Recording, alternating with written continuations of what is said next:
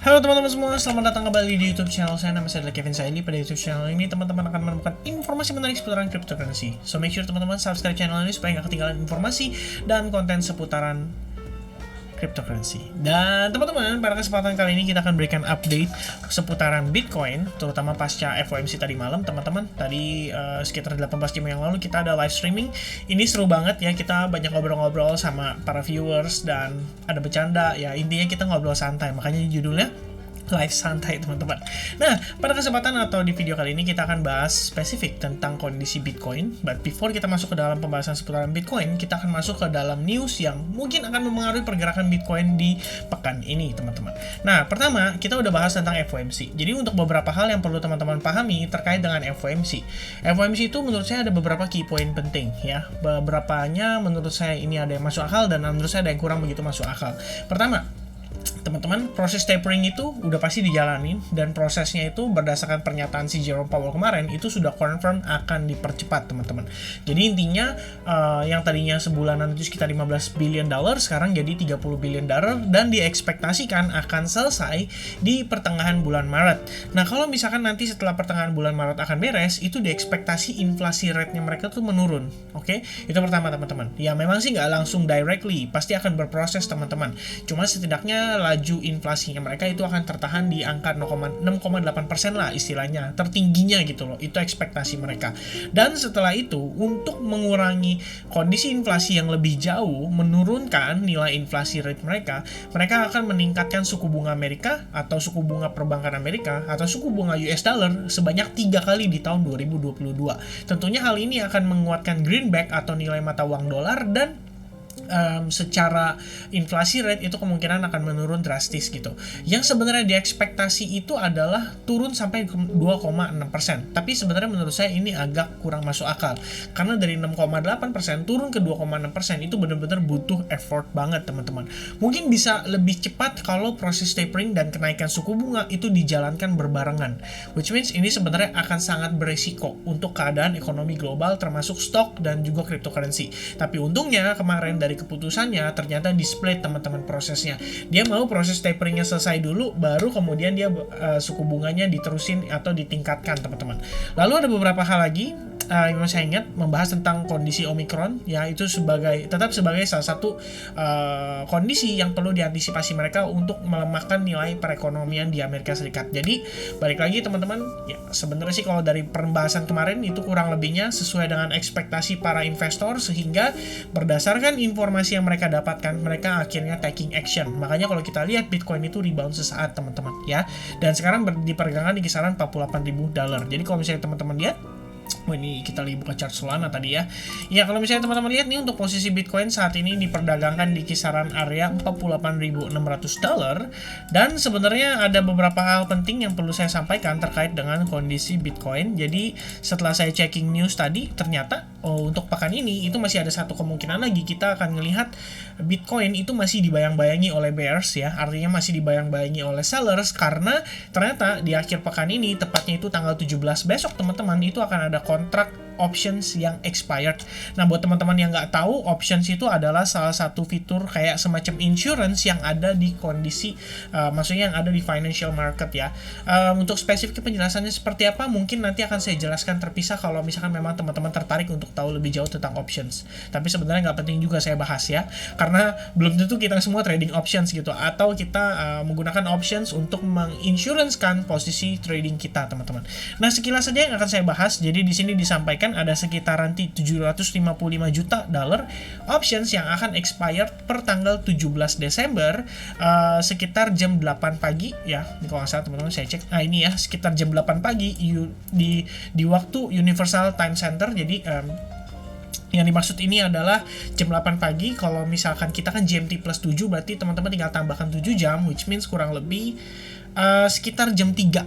Ya kayaknya jam 3 sore ya, 8.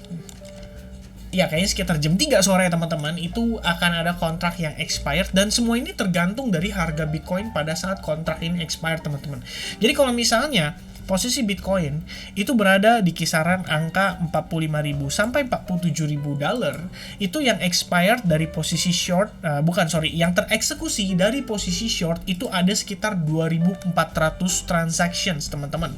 Dan diperkirakan itu akan ada sekitar 105 juta dolar ya, yang tentunya akan tereksekusi. Kalau misalkan posisi market Bitcoin di angka 47.000 dolar, di bawah 47.000 dolar, di kisaran 47.000 sampai 48.000 dolar itu ada 1.900 transaksi puts atau short kita bilangnya. Kalau teman-teman pasti tahunya short, yang favoring bear atau put itu di kisaran sekitar 75 juta dolar teman-teman ya. Nah, kalau di kisaran 48.000 sampai 50.000 itu cuman 1.000, ini almost even kita bilangnya ya, karena ada 1.190 posisi calls itu kayak long, lalu ada 1.130 puts atau short. Jadi ini kurang lebih balance nih. Nah, yang diekspektasi kita adalah ngelihat posisi harga Bitcoin sampai di tanggal 17 Desember, which means itu besok di hari Jumat jam 3 sore, posisi Bitcoin harganya harus di atas 48.000 dolar teman-teman ya. Kalau misalkan posisinya di atas 48.000 dolar atau even better di atas 49.000 dolar teman-teman, semestinya nggak akan terlalu impactful ya. Kalau misalkan di atas 48.000 dolar ini harusnya ya, atau lebih tinggi, itu karena dia posisinya balance, harusnya mungkin akan sedikit posisi impact terhadap harga Bitcoin ya istilahnya, karena yang ke eksekusi itu bisa dibilang balance teman-teman ya. Ada 1.190 order buy, ada 1.130 order sell. Jadi malah lebih diuntungkan di buy-nya ya teman-teman. Ada sekitar 60 lebih banyak order untuk long atau buy. Kalau misalkan di bawah 48.000 itu yang mungkin akan sedikit berbahaya teman-teman. Alright. So, itu yang perlu kita antisipasi terkait dengan kondisi pergerakan harga Bitcoin di kisaran besok ya teman-teman, tepatnya di hari Jumat jam 3 sore ya. So do be careful teman-teman ya.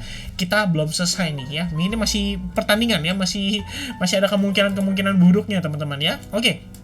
So, kita ngelihat dulu dari posisi time frame daily ya. By the way, teman-teman, saya ingin mengucapkan terima kasih sekali lagi buat teman-teman yang kemarin udah nonton live streaming. Kalau kalian salah satu yang ikut nonton live streaming, make sure kalian like video ini ya, karena ya, itu sangat berarti buat saya juga teman-teman ya, untuk mensupport pertumbuhan dari channel ini juga tentunya. Oke, di posisi time frame daily untuk Bitcoin sebenarnya ini terlihat cukup positif teman-teman ya.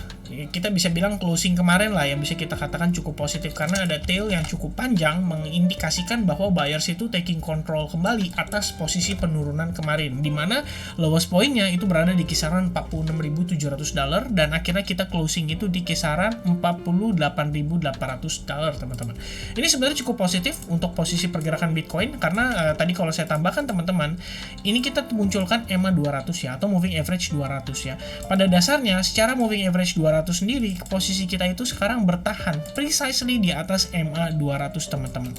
Nah, sebenarnya gini, kita tahu EMA itu sebenarnya adalah indikator yang sifatnya lagging teman-teman. Apalagi kita ngomong 200 itu periodenya 200 candle ke belakang, which is long term harusnya. Dan posisinya sekarang Bitcoin itu berhasil bertahan di atas area atau indikator tersebut, yang sebenarnya sih kalaupun demikian ya, ini apakah akan sangat positif banget atau enggak gitu sebenarnya. Karena gini teman-teman, biasanya kalau EMA 200 itu bisa di cross dulu ya. Jadi cross dulu, istilahnya dipotong naik turun atas bawah dulu kayak gini teman-teman, baru kemudian kita terkonfirmasi kembali gitu. Karena balik lagi, tren kuatnya itu baru kelihatan kalau misalkan kita benar-benar udah punya gap yang cukup jauh dan EMA 200 itu udah mulai menuki ke atas. Nah, as you can see teman-teman, saat ini compare dengan posisi sebelumnya, EMA 200 ini pergerakannya sudah mulai stagnan atau sudah mulai sideways atau sudah mulai datar-datar saja.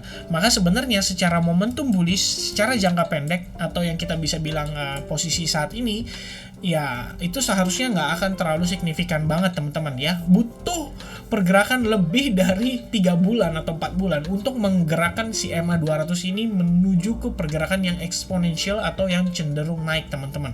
Otherwise, ya kita mungkin akan ngelihat dia sideways dulu di sini ya. Itu kurang lebih teman-teman. Tapi good newsnya adalah as long Bitcoin bisa mempertahankan harga di atas MA200, sebenarnya ini cukup positif untuk pergerakan Bitcoin ke depannya teman-teman ya. Setidaknya itu karena kita melihat di MA200 ini berfungsi juga sebagai support, dan ini area teman-teman perlu dipahami ya, bahwa dia sifatnya area ya. Artinya kalau kalian melihat nih secara buntut atau secara close candle agak di bawah sedikit ya, it's okay karena itu memang area teman-teman. Alright.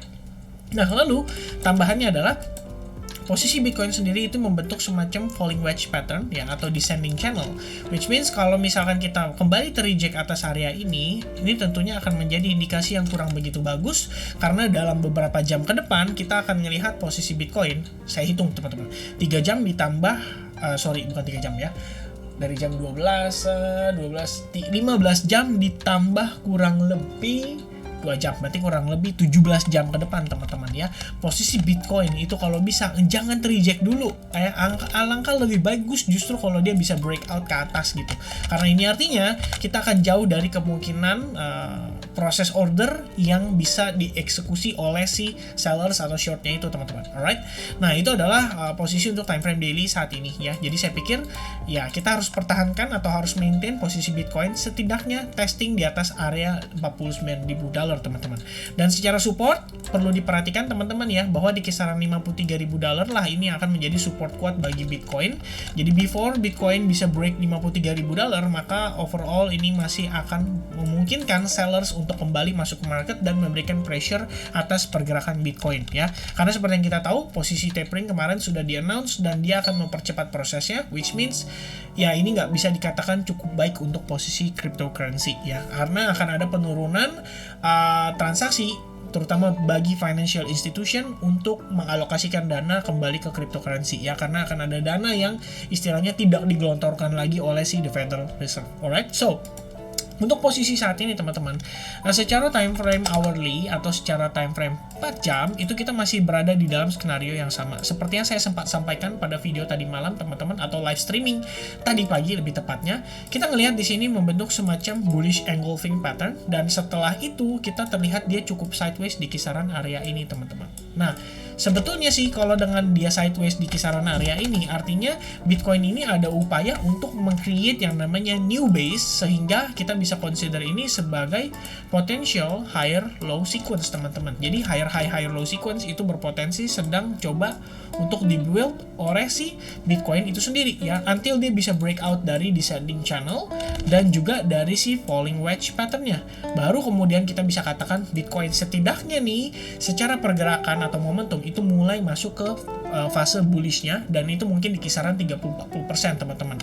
Until dia bisa breakout dari $53.000 ya, itu baru saya bisa katakan pergerakan Bitcoin cukup positif. Nah, satu hal yang perlu teman-teman perhatikan adalah jika posisi Bitcoin pada saat ini berhasil menembus kisaran trendline ini, maka ada baiknya teman-teman untuk bersabar dulu menunggu konfirmasi terbentuknya higher low dulu teman-teman. Artinya setelah dia breakout, ada baiknya kita tunggu sampai dia mengkonfirmasikan pembentukan higher low ya. Setelah itu dia breakout lagi, atau mungkin dia istilahnya terkonfirmasi lah ya terbentuk higher low ini, maka idealnya ini adalah entry point yang menurut saya cukup baik dengan segala konfirmasi yang bisa kita butuhkan untuk memastikan bahwa bullish itu atau bull sudah memegang kembali momentum market cryptocurrency terutama Bitcoin teman-teman. Alright, so itu paling teman-teman yang perlu saya sampaikan ya terkait dengan potensi scenario yang bisa terjadi ke depannya teman-teman terhadap Bitcoin. Harapannya adalah kita kalau bisa jangan terreject lagi setelah testing di bagian E-wave-nya ini, karena kita lihat ini berpotensi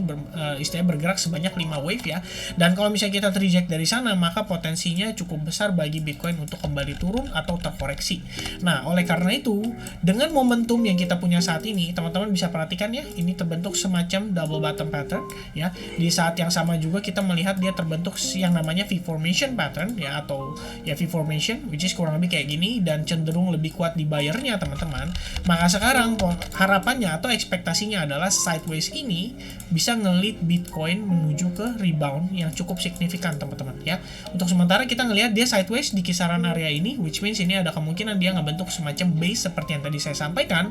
Dan ini kalau extend sedikit teman-teman, ini sebelumnya merupakan area key support and resistance ya. Kurang lebih seperti ini ya. Kita lihat gambarannya ya. Dia bertahan, bertahan, ketahan, dan sekarang harusnya berusaha untuk menahan di kisaran area tersebut untuk memastikan Bitcoin bisa rebound kembali. Alright, so I think that's it teman-teman, update dan analisis saya seputaran untuk Bitcoin terutama pada video kali ini. Next akan kita berikan update lagi, mungkin kalau teman-teman setuju kita akan coba update untuk Solana, karena menurut saya Solana tadi cukup menarik. Dan kalau misalnya teman-teman suka, make sure kalian like video ini, jangan lupa share video ini ke teman-teman kalian juga sesama trader crypto, dan sampai ketemu lagi di update berikutnya. God bless everyone, cheers.